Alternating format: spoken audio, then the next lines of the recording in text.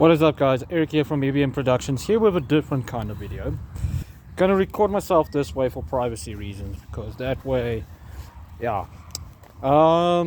Anyway, we're gonna talk about Invincible, and well, especially since the finale just ended, and we're gonna talk about the Invincible War first, because that entire season built up to that episode, which there are a few people that says it should have been episodes. However, I disagree. I think actually, just like in the comic where it was only one comic, it should have been one episode, and that part they knocked out of the park. Now, I'm going to go through it bit by bit. I'm not going to do a huge in-depth analysis right now or anything like that, especially since I have a very interesting day tomorrow with a private, I'll say it like this, a private car run, private breakfast run. Anyhow, yeah, the episode, it started off, I'm not going to say abruptly, and also with Angstrom surviving, them going back to Angstrom's death and him surviving. The way he survived, I think, is a bit of a stretch. If you know, you know. When you watch that episode, you will know. But I understand why Angstrom would have survived in this situation, in this context, because of the rest of the episode. Like, there's no other villain or enemy that could do what he does, or even do it right.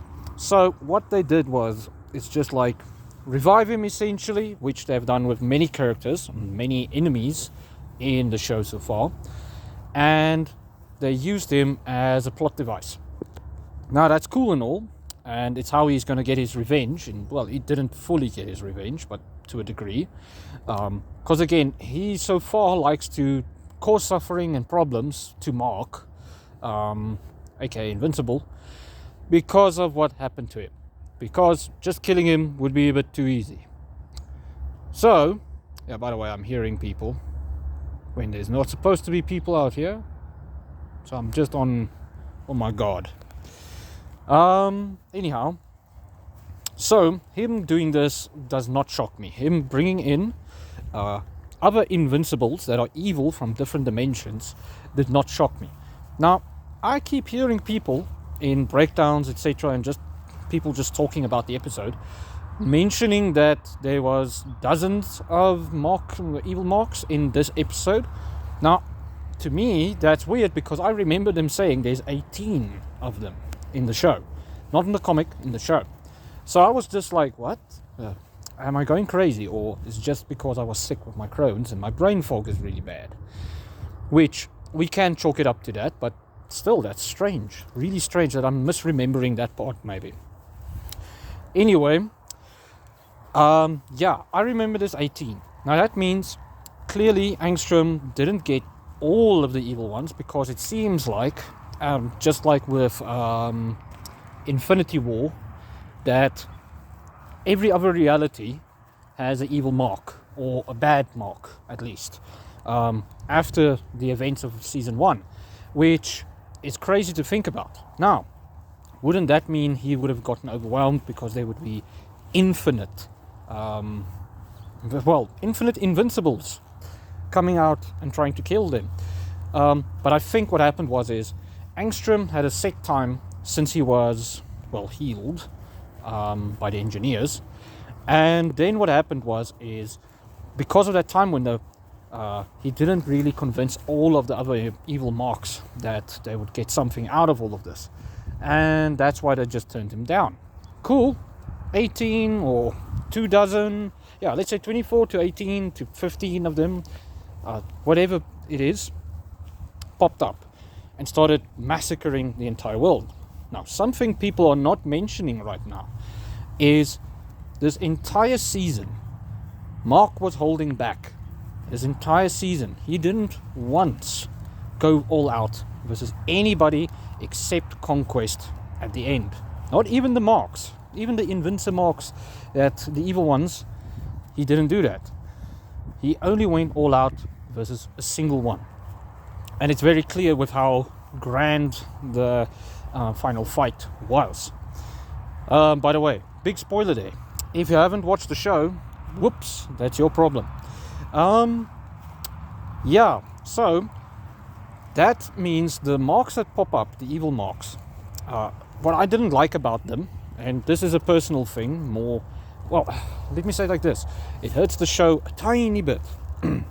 So what I mean is, when the evil marks came through the dimensional portals and they started fighting people, you could see that a lot of them are vastly weaker than Mark from season 1, maybe mid-season 2. Yeah, let's say it like that for now. If we were scaling them, they would not really be... Yeah, I think actually that's very accurate. Mark that fought versus Battle Beast, that's around where they would fall. Some of them were a bit stronger, some of them weren't. And that is kind of frustrating to me, because at this point in the show, we've been seeing Mark not going all out versus the opponents, because most of them are not really worth it, or mentally didn't push him over that boundary where he just says, F it. Now, yes, they should do horrible atrocities to the people around him to get him at that point, but Mark still gets that way when he fights versus enemies that hurt average people, normal people, because he takes it so personally. So if they killed anybody else like they did, the evil marks, then obviously it would have sent him spiraling and stuff, and that means he would have gone all out. Now, the reason why I would have liked if the evil marks were stronger than him, and we had to kind of overcome them in smarter ways, is because it would, one, show us that, well, let's say like this, one, show us that his fight tactics has improved, so he can't just brawl it out, because he's going to face an opponent soon where he needs to fight smart, not just powerfully. So yeah, one, he needed to fight smarter. That's what this part of the show should have shown. Two, that Mark has been holding back, and that a threat like this is a different league of threat. So he needs to go all out with every fight. Even if he one-shotted, it would have been cool if he one-shotted one of them. Like one of them that said, I just killed my father. Like I remember there was one that said he killed his Omni-Man. Imagine that one was like, I just killed my father. And then Mark is like, good for you. And he just destroys him. Like there's just guts everywhere. By the way, the show is very violent. That's why I'm mentioning that.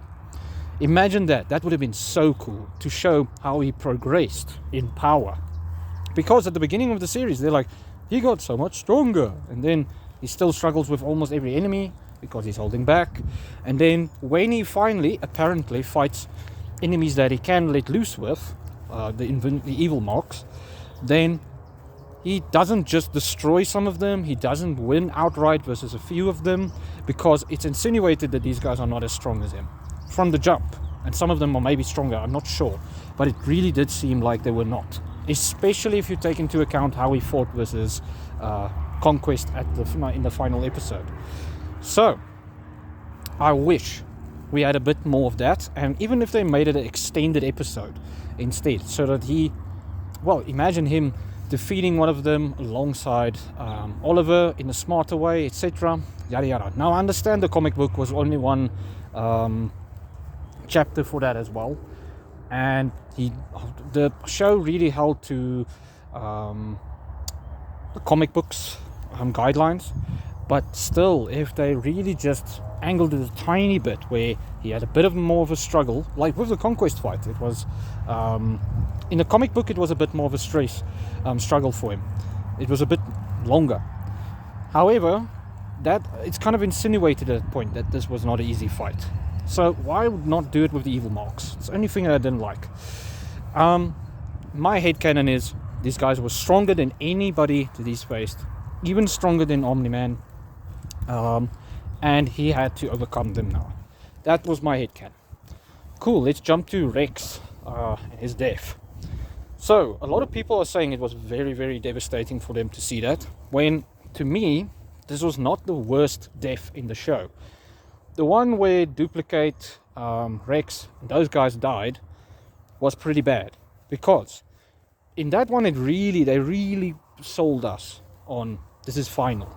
With Rex, this time, it was a bit abrupt, and then the explosion wasn't that big, and they didn't show him like in pieces or anything like that. That leaves it open to interpretation for, oh, he might have survived. That's why they showed the explosion from far. Now, yes, they played the sad music, and I remember I was like, are you guys serious or half serious? Because this entire show has been, yeah, lol, we got you, and continuously just pulling the rug from underneath us. And it's gotten old. It's gotten old, and I'll keep harping on this until the show's done. The recurring villains constantly, the recurring people just coming back from the dead or just popping up and saying like, oh, I was never dead. It's really rough already. Like the same thing happened with Vampire Diaries and Star Wars shows like that.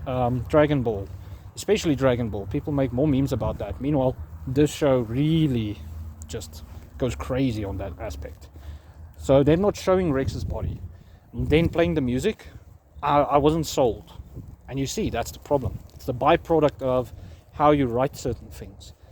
If there's no consequence to certain stuff, like a permanent consequence, then people like me will be like, yeah, right, we'll see him in the next season, or in the next episode, or whenever.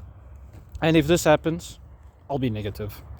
I'm telling you guys, I'll be so negative if he really just pops up again. Because, one, he did very well versus one of these marks. And remember, in my head, and actually it should have been more punctuated that these marks are stronger. It shows that Rex really did grow, not just as a person, but strength-wise up until that point. Which gets really torched if one, he just pops up back, like I'm back, because then the significance of him winning versus one of the marks, the evil marks, that's stronger than anything they've ever faced, it really detracts from the overall win. It's like, yeah, but meh. You understand? I don't know. That's how I felt. I felt it was too much of a rug pull with previous situations, and it destroys. It doesn't. It takes away the value of the event. Anyway, let's move on. Oh, wait. Before we move on, the music of Billie Eilish. I love that song that they used. I have been listening to it for three years now. In different circumstances and stuff, and I was like, this is such a good song to choose for this. And yes, the next few scenes they really try to show the gravity of what's going on. Now, if this was a longer, let's say this was 3 episodes long, then they really could have gotten into it to show how dire the situation is, because wow, if you really think about it, then yes. However, again, because they showed these marks are not stronger than our mark, it really didn't show how dire it is, and that's why when some of these marks lost in different ways, it really didn't, it detracts from the overall war. Now, a lot of people are going to come at me and be like, no, it was awesome and perfect, and I'm like, that's cool if you feel that way, but I feel if a few more permanent situations happened, and then also certain heroes, even if villains teamed up with the heroes to fight these guys, which this happens in other kinds of superhero shows. Literally, Piccolo and Goku got together when Raditz popped up in the initial part of Dragon Ball, because this dude was such a threat that he wouldn't just kill Goku, he would kill everything. Same thing with other entities in comics, etc. So them not showing stuff like that is a problem. I wish they did that. And also, if these marks were just domination machines outside of just destroying cities with people in them, because humans obviously can get killed, but I only see now that there's a light out here. Holy cow, it's never on.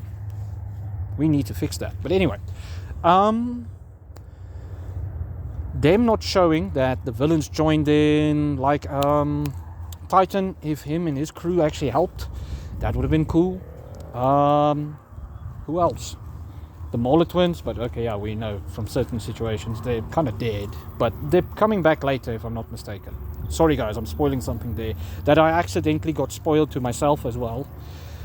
Anyhow, but guys like that, and Doc Seismic, if he returned somehow, if these guys popped out and helped, that would have been cool. If they showed that these marks are insanely strong and just killing enemies that Mark used to struggle with, etc., that would have been cool. And then the aftermath of Mark just going all out, Eve being hurt, especially the scene with Eve's leg. If that happened after all of this, and the fights were a bit more fleshed out, etc., then the final moments where Conquest appears at the worst time would have made such a big impact. Now it does. I was so shocked, and I remember while Mark was helping them, moving the rubble and stuff, I'm like, something's not right outside of Mark mentally being very challenged by the situation at hand. And then boom, Conquest is just like, why is the planet not ready for us? And I loved that. And also the few lines that were changed from the comic book to what Conquest actually says was very good. I appreciated it. It was an upgrade because he's told Mark essentially, I'm not just here to scold you for your lack of work. I am here to destroy you, because he knows, just let him just kill Mark and then he can just sort out the entire planet. That was very good. Now I'll glance over the whole fight with Conquest real quick. The Conquest fight delivered what the Invincible War fights should have, in my opinion. I wish they extended that episode. Really, I wish, because then the fights could have been extended, could have shown the difference in our Mark and these Invincibles. And if they were stronger, the fight with Conquest was very good. A lot of death, meaning I remember saying in my head, Mark's going to freak out any moment now and finally go absolute maximum power versus Conquest when he sees all the people dying. Because the one scene where Conquest grabs him and just blasts through the city and people are just splatting over his face, that sounds horrible, pause. Well, they literally explode into guts, literally. That was reminiscent of the train scene with Omni-Man. And I remember saying in my head, oh no, this guy, Conquest, is so much stronger than Mark that Mark even getting angry, like he told Mark essentially, and going all out momentarily is not enough. And it was kind of true, because at one moment Mark lands a good shot and it actually hurts Conquest. The next moment he lands a shot and doesn't do that much. It was very back and forth, and that was perfect. But yeah, guys, I'm going to say goodbye. Let me know what you guys felt, how you guys felt about the Invincible War. And yeah, I really did enjoy these last 2 episodes. They made the whole season. The whole season as a whole is not better than season 1 to me.